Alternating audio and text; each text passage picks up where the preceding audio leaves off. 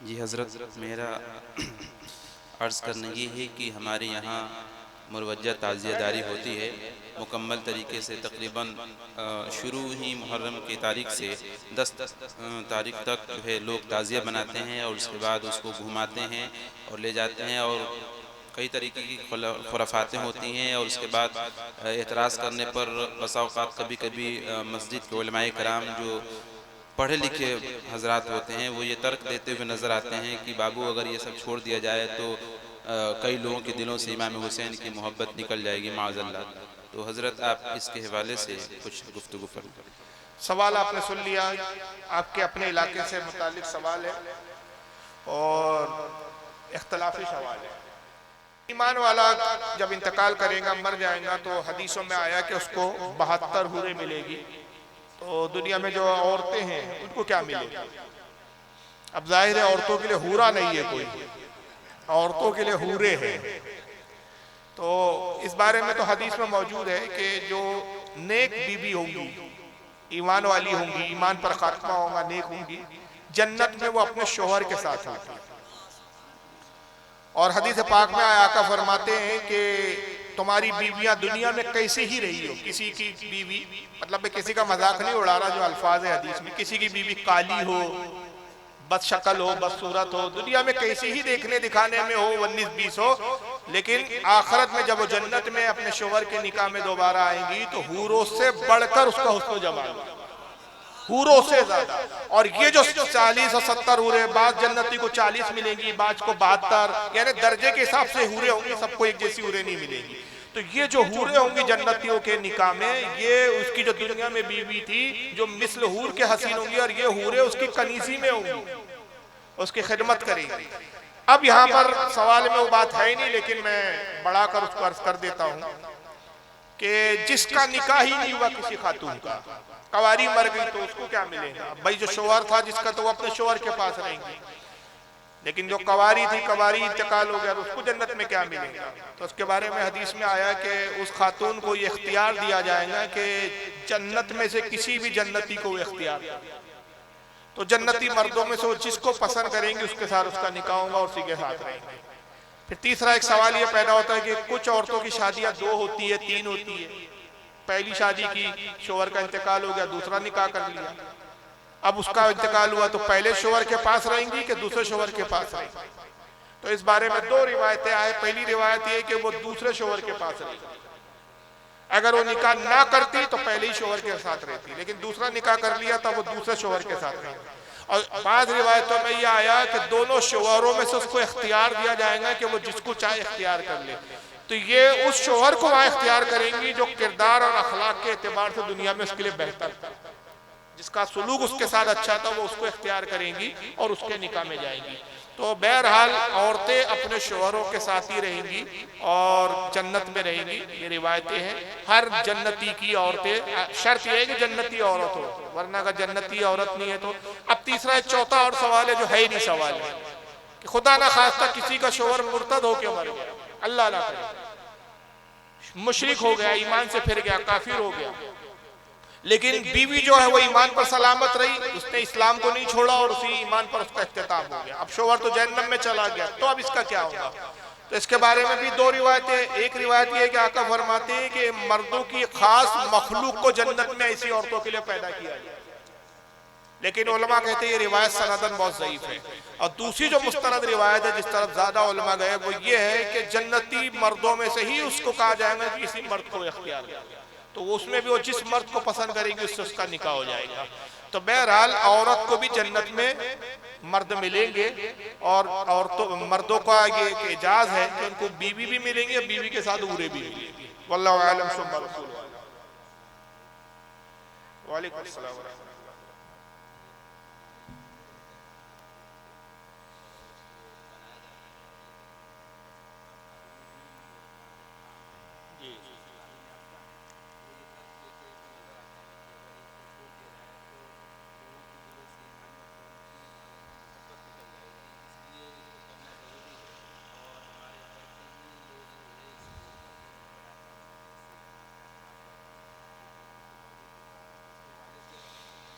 सवाल काफी लंबा है, सुन लीजिए इनके सवाल। माइक पे आता बैठा है ना, माइक पे पूछे तो लोगों को भी सवाल समझ में आए। एक माइक है, सवाल दोहरा दीजिए आप, माइक पे चालू। जी हज़रत, मेरा अर्ज़ करना ये है कि हमारे यहाँ मुरवज्जा ताज़ियादारी होती है मुकम्मल तरीके से। तकरीबन शुरू ही मुहर्रम की तारीख से 10 तारीख तक जो है लोग ताज़िया बनाते हैं और उसके बाद उसको घुमाते हैं और ले जाते हैं, और कई तरीके की खुराफातें होती हैं। और उसके बाद एतराज़ करने पर बसा औक़ात कभी कभी मस्जिद के उलमाए कराम जो पढ़े लिखे हजरात होते हैं वो ये तर्क देते हुए नज़र आते हैं कि बाबू अगर ये सब छोड़ दिया जाए तो कई लोगों के दिलों से इमाम हुसैन की मोहब्बत निकल जाएगी माअज़ल्लाह। तो हज़रत आप इसके हवाले से कुछ गुफ्तगू फरमाएं। सवाल आपने सुन लिया, आपके अपने इलाके से मुतालिक सवाल है और इख्तलाफी सवाल है। ऐसे सवालात के जवाबात में एक बड़ी दुश्वारी होती है कि कुछ लोगों को भी जवाबात से बुरा लग जाता है, कुछ लोग खुश हो जाते हैं। लेकिन एक आलिम, खतीब, एक मुबल्लिग की जिम्मेदारी है कि जब वो मस्तक पे बैठा हो तो एक कांटों भरी जगह होती है, यहाँ बैठना इतना आसान नहीं है। यहाँ जो भी बोले, जब भी बोले, हक बोले और सच बोले। और हक के मामले में यह है कि किसी की रियायत नहीं की जाती। शरीयत का मसला बताना जिम्मेदारी है, चाहे किसी को अच्छी लगे या बुरी लगे, बात जो है वो सच्ची होनी चाहिए। सवाल आपने समाप्त फरमा लिया। सबसे पहली बात कि जहाँ तक ताज़ियादारी का मामला है, हम लोग आला हजरत को इस सदी का सबसे बड़ा बुजुर्ग और आलिम मानते हैं क्या? और जाहिर है उनसे बड़ा कोई मुहक्किक हमें तो नजर नहीं आएगा। अगर आला हजरत से बड़ा इस सदी में कोई मुहक्किक हो तो उसका नाम पेश करे तो हम भी गौर फिक्र करें कि क्या वाकई आला हजरत से बढ़कर मुहक्किक थे।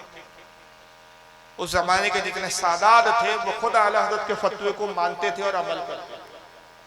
और सब ने, यहाँ तक के कि वो खानकाएं भी कि जहाँ सादात होते थे खुसूसी तौर पर, उन्होंने भी मुत्तफ़िका तौर पर आला हज़रत को इस सदी का मुजद्दिद माना।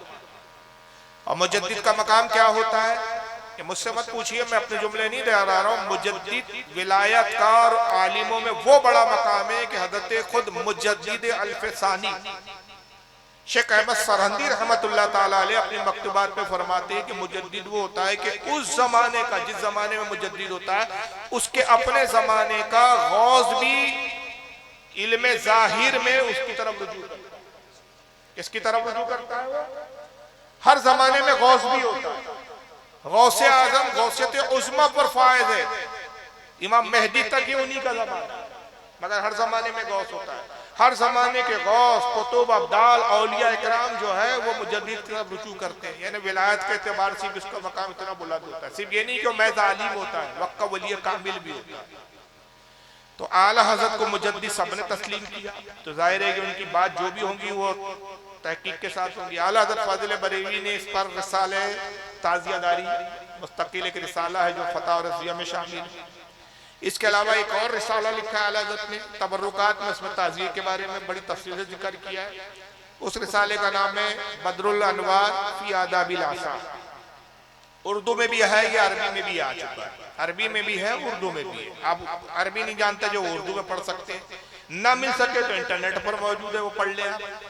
अलग फरमाते हैं कि हकीकी ताज़िया इस हद तक दुरुस्त और जायज़ है कि जैसा हूँ वहू इमाम हुसैन का रोज़ा है, जैसा इमाम हुसैन का रोज़ा है उसी शक्ल का अगर बाशक्ल ताज़िया छोटा सा मुख्तसर सा, कोई बहुत बड़ा नहीं, छोटा सा बना के घर में रखे और उसके पीछे नियत साले हो ये कि उसे देखो तो इमाम अली मकाम इमाम हुसैन रज़ियल्लाहु ताला अन्हु की याद आती है।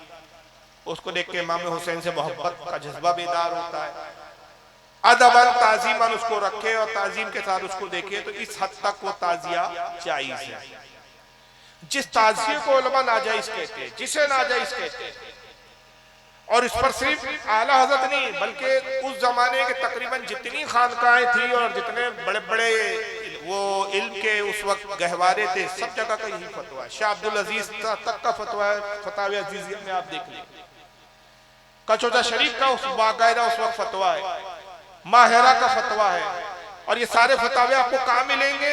मुफ्ती जलालुद्दीन अमजदी साहब अलैहि रहमत की किताब है खुतबात करबला, वो आप देख लीजिए। उस किताब के आखिरी में सारे ये बड़े बड़े उस जमाने के जितने इदारे सबके फतावे मौजूद हैं। जिस ताज़िये को नाजायज बोला जाता है या नादुरुस्त कहा जाता है वो कि इमाम हुसैन की अस्ल से जिसका कोई ताल्लुक नहीं। हर शख्स अपनी मर्जी से बनाता है। लंबे लंबे ताज़िये इतने लंबे लंबे होते हैं कि साहब जब ले जाए जाते हैं तो तार काटने पड़ते हैं, रास्ते से चलने वालों को तकलीफ, निजाम दरम बरम होता है, गवर्नमेंट को परेशानी, और फिर उसको ऐसे संभाल संभाल के ले जाते हैं कि जरा सा बैलेंस बिगड़ा तो टूट टाट के फिरो। मैंने कई वीडियो देखे जिसमें गिर जाते हैं, टूट जाते हैं। और उसके साथ फिर जो जुलूस निकाला जाता है, बाद जगह मर्सिया पढ़ते हुए जाते हैं शियाओं की तरह, बाद जगह ढोल और ताशे और बाजे होते हैं। दावा इमाम हुसैन की मोहब्बत का है और ढोल बजा के यजीदी काम कर रहे हैं। इमाम हुसैन की शहादत की खुशी तो अहले शाम ने मनाई थी, यजीदियों ने ढोल बजाए थे। अहले करबला जो थे वो तो अपने गम में मशगूल थे कि ढोल बजा रहे थे। आप तसव्वुर करो यार, आपके हमारे मैयत होती तो दिन ढोल बजाते थे कि आदमी अपने होश में नहीं रहता। 3 दिन के भूखे और प्यासे थे वो लोग, उनको पानी तक नसीब नहीं हुआ था। इमाम ज़ैनुल आबिदीन बीमारी की हालत में, उनके खैमे जला दिए गए थे खुले आसमान में। करबला की 10 आशूरे तक के दिन जो उनका माज़अल्लाह कूफा में उनका क्या बोलते तमाशा बनाया गया, बरसरे बाजार बेपर्दा घुमाया गया और तमाशा बना के यजीदियों ने उनका जुलूस निकाला था। अहले बैत उस जुलूस पर राजी नहीं थे, वो तो अपने गम में मशगूल थे और परेशान। उन पर दोहरी मुसीबत थी, एक ये कि आइज़ा अकारीब शहीद हो गए, दूसरा ये कि बेपर्दगी के साथ तमाशा बनाया जाए। और हमने क्या है वो यजीदियों की सुन्नत को इमाम हुसैन का तरीका समझ लिया। मोहब्बत का ढोल बजाते हुए चल रहे हैं, ढोल नगारे ताशे बज रहे हैं। ये ताशे ढोल बाजे ये क्या इस्लाम की तालीम है? सही बुखारी की हदीस से आका फरमाते मैं ढोल और ताशों को तोड़ने के लिए आया। एक मकाम में फरमाया कि मेरी उम्मत में जरूर ऐसे लोग होंगे, जरूर ऐसे लोग होंगे कि वो 3 चीजों को हलाल ठहराएंगे, हालांकि अल्लाह रसूल ने उसको हराम किया। फरमाया मर्दों के लिए रेशम का लिबास, मैंने अपनी उम्मत के मर्दों पर रेशम का लिबास हराम किया, मगर ऐसे लोग जरूर होंगे जो रेशम का लिबास पहनेंगे और उसको हलाल ठहराएंगे। दूसरा फरमाया गैर औरत की शर्मगाह यानी जीना, बदकारी करेंगे, जीना करेंगे और उसको हलाल ठहराएंगे। आज ऐसे लोग नहीं है बदकारियां करते, उनसे कहो ये तो गुनाह, कहते छोड़ो यार एक ही जिंदगी है, मौज मस्ती करो, काय का गुनाह है, हलाल ठहराते हैं। और तीसरा आका फरमाते हैं ढोल और ताशे, ढोल बजाएंगे ताशे पीटेंगे और उसको हलाल ठहराएंगे। ये हदीस है भाई, पढ़िए। तो ढोल बाजे तो इस्लाम की कभी तालीम रही नहीं। अब वो जो लोग कयास करते जंगों का, जंग का एक नगदार अलग होता है, लहो लही का ढोल अलग होता है, जमीन आसमान का दोनों में फर्क है।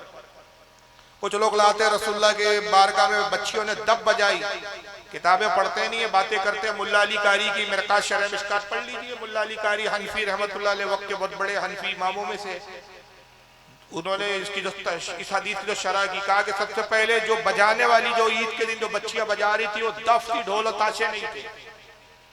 दफ की इजाजत है बगैर झांझ वाली। दूसरा फरमाते कि बजाने वाली छोटी छोटी बच्चियां थी, पेशावर औरतें नहीं थी, पेशावर मर्द नहीं थे।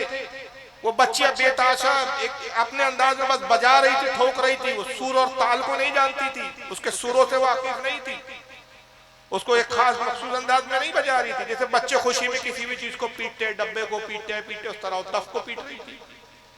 ये मुल्ला अली कारी ने लिखा है। तो भाई इमामों को छोड़कर तुम किसको मानते, मेरे समझ में नहीं आता। हदीसों को इमाम ज्यादा समझते कि आज का मौलवी ज्यादा समझते, या तो भी कह दे कि हम बड़े इमाम है, ये सब बेवकूफ थे 1400 साल। तो ये तो कतान इसको नाजायज कहा जाता है कि जो मुरवज्जा ताजियादारी, उस पर एक लफ्ज इस्तेमाल किया था मुरवज्जा। मुरवज्जा यानी जो आज तरीका बन गया है और उसमें फिर माज़अल्लाह बेपर्दा औरतों का जुलूस, सज धज के औरतें जाती है। वाक़यात करबला पढ़िए जनाब, जब शाम के बाजार में अहले बैत की खवातीन के वो हिजाबों को खींच लिया गया था, उनके दुपट्टों को छीन लिया गया था। हालांकि इसका बाज़ उलमा ने इनकार किया कि दुपट्टे नहीं छीने गए थे, लेकिन जो उलमा मानते हैं उन्होंने ये भी रिवायत लिखी कि जब यजीदियों ने अहले बैत की खवातीन, इन मुकद्दस खवातीन के दुपट्टे छीन लिए थे, तो हजरत ज़ैनब ने पुकार के अहले बैत की खवातीन से कहा कि अहले बैत की खातूनों, ऐ नबी की बेटियों, क्या हुआ कि इन्होंने तुमसे पर्दे छीन लिए? अल्लाह ने तुम्हें कुदरती पर्दा दिया, अपने चेहरे को उस पर्दे से छुपाओ। और वो कुदरती पर्दा ये कि अपने बालों को अपने चेहरों के सामने करो। जब बीबी ज़ैनब ने कहा तो सारी औरतों ने अपने बालों को जो खोल कर अपने चेहरों के सामने कर लिए ताकि उनके चेहरे यजीदी ना देखे। यानी उस गम और तकलीफ के आलम में भी उन्होंने अपने चेहरों का पर्दा किया, अपने चेहरों को छुपाया। मगर उसी 10 आशूरे को जो इमाम हुसैन की खास शहादत का दिन है, हमारी माँ बहनें जो है लिपस्टिक लगा के, पाउडर लगा के, सज धज के गैर मर्दों के भी जुलूस में जाती है। और क्या इमाम हुसैन की मोहब्बत हो रही है। इमाम हुसैन यजीद के खिलाफ लड़े इसलिए कि फासिक फाजिर रक्कासों का रख देखने वाला था, बेहया आदमी, बेशर्म आदमी था यजीद। और वही बेहया यजीद के तरीके पर कर रहे, नाम उसको हुसैन पाक की मोहब्बत का दे दिया। अब दलील क्या है कि अगर ये सब नहीं करेंगे तो इमाम हुसैन की मोहब्बत खत्म हो जाएगी। अस्तगफिरुल्लाह, ला हौल वला कुव्वता इल्ला बिल्लाहिल अलिय्युल अज़ीम। इमाम हुसैन की मोहब्बत के इज़हार के लिए नाजायज और हराम रस्में रह गई। ताज़िए की इजाज़त कब हुई भाई? तारीख उठा के देख लो, कोई माई कलाल साबित कर दे। मैं गुलामी करूंगा कि इमाम ज़ैनुल आबिदीन ने ताज़िया निकाला और दिखा दी। मैं कल से खुद निकालना शुरू कर दूंगा, ताज़िए के फेवर में तकरीर शुरू कर दूंगा। इमाम बाकिर ने निकाला और दिखा दे, इमाम जाफर ने ताज़िया निकाला और दिखा दे, इमाम मूसा काजिम ने निकाला और दिखा दे, हजरत इमाम अली रज़ा ने निकाला और दिखा दे, हजरत इमाम तकी ने निकाला हो दिखा दे, हजरत इमाम नकी ने निकाला हो तो दिखा दे, हजरत इमाम हसन अस्करी ने। किसी भी इमाम से साबित करते कोई ताज़िया। ये तैमूर लंग के जमाने में इजाद हुआ। तो क्या तैमूर लंग से पहले अहले बैत से मोहब्बत करने वाले नहीं थे? वो इमाम हुसैन और अहले बैत से किस अंदाज में मोहब्बत का इज़हार करते? उन्होंने ताज़िया नहीं निकाले, ढोल नहीं बजाए साहब। ये सब जहालत की बातें। और शैतान ने भी कुछ लोगों के दिलों में ऐसे थी वसवसे डाले, भाई वो ताज़िया हम लोग निकालते थे, मौलवी साहब आए उन्होंने मना किया, 1 साल हमने ताज़िया नहीं निकाला तो ये नुकसान हो गया, घर में मैयत हो गई, घर में फुला हो गया। यानी माज़अल्लाह इमाम हुसैन को यही काम बचे हुए, ताज़िया नहीं निकाला, अभी मारता होते। दिन भर में हजारों शरीयत की पामाली कर रहे हैं, हजारों नबी की सुन्नतों को छोड़ रहे हैं, तो कोई मर रहा नहीं, बीमार नहीं हो रहा। मगर खुराफात को छोड़ो तो इब्लीस वहां जब बीमारी आती है इब्लीस वसवसा डालता, देखो घर में बीमारी क्यों, पता वो ताज़िया नहीं निकाला इसलिए, उसकी वजह से ये बला आई है। ये सब शैतानी वसवसे है। खुदा के वास्ते शरीयत पर अमल कीजिए, इससे कोई तबलीग होती नहीं है और ना ये इस्लाम का तरीका है। क़यामत में सब चीज़ों पे सवालात होंगे। और ख़ास तौर से अगर आलिम इस तरह करते तो उनकी तो और ज़्यादा जिम्मेदारी। कौम से ज़्यादा अगर आलिम बेअमल हो तो उस पर तो दोहरा अज़ाब। इल्म रखते हुए जहालत का अमल करना। अल्लाह ताला हमारे मुसलमानों को समझ की तौफीक अता फरमाए। आइए सलातो सलाम दस्तार बंदियों की वमा अलैना इल्लल बलाग। आइए दस्तार बंदी का, दस्तार फजीलत का जो है मंजर आप मुलाहिजा।